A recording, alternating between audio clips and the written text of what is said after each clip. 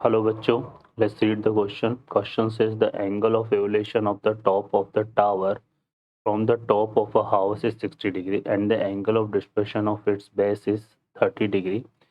If the horizontal distance between the house and the tower be 12 meter, then height of the tower is. Option है 48 root 3, 16 root 3, 24 root 3 and 16 by root 3.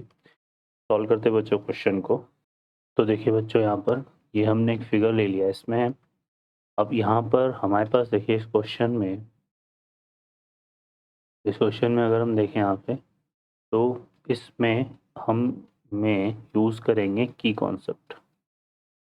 और की concept में अगर हम बात करें तो हम यूज़ करेंगे, तो फॉर्मूला होता है हमारे पास tan थीटा इक्वल टू क्या होता है, बेस परपेंडिकुलर अपॉन बेस.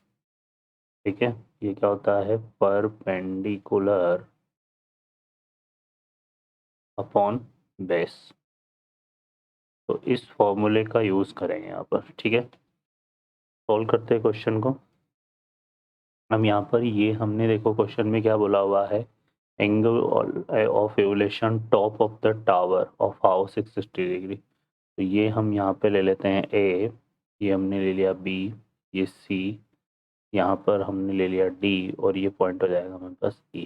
ठीक है, अब ये जो ए सी है ना, ये क्या हो गया हमारे पास, टावर की हाइट हो जाएगी यहाँ से. ठीक है, तो हम इसमें दो तरह से ले लेते हैं. इसको हमने क्या ले लिया, एल ले लिया, ये हमारे पास एल हो जाएगा.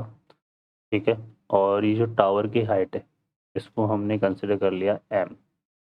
अब ये वाली हाइट तो एल ही रहेगी हमारे पास.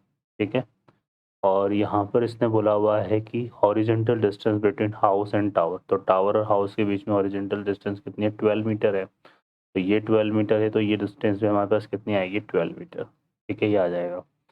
अब हम यहाँ पर देखो दो तरह से ट्राइंगल को कंसिडर करेंगे.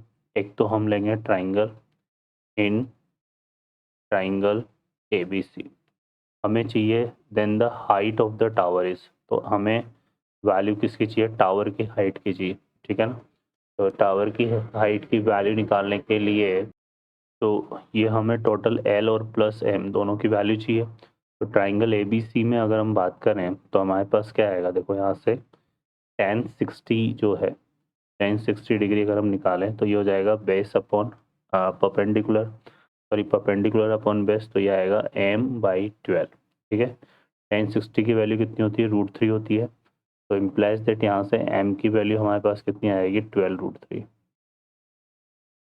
ठीक है, अब हम एक कौन सा ट्राइंगल ले लेते हैं यहाँ से, B. अब हम ले लेते हैं इन ट्राइंगल, ये हम ले लेते हैं BED, है ना. कौन सा ट्राइंगल ले लेते हैं हम, BED. BED में अगर हम बात करें तो यहाँ पे हमारे पास क्या एंगल बन रहा है, tan 30. और ये जो tan 30 है ये हमारा कितना हो जाएगा, L/12.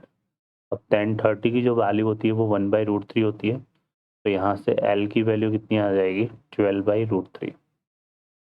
ठीक है, अब अगर हम बात करें हाइट ऑफ टावर की, तो हाइट ऑफ टावर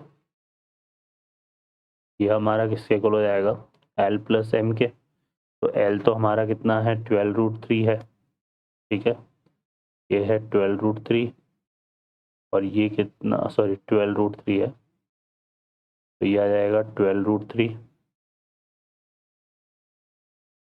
और इस m को अगर हम देखो तो यहाँ से 4 × 3 लिख सकते हैं. तो ये हमारा 4√3 बन जाएगा. तो प्लस यहाँ पे क्या जाएगा, 4√3. ठीक है, तो 12√3 प्लस 4√3 मिलके कितना हो गया बच्चों, 16√3. तो 16√3 किसकी हाइट आ जाएगी, टावर की हाइट आ जाएगी. तो ऑप्शन हमारा बी करेक्ट हो जाएगा. ओके बच्चों, I hope you understand well. Best of luck, thank you.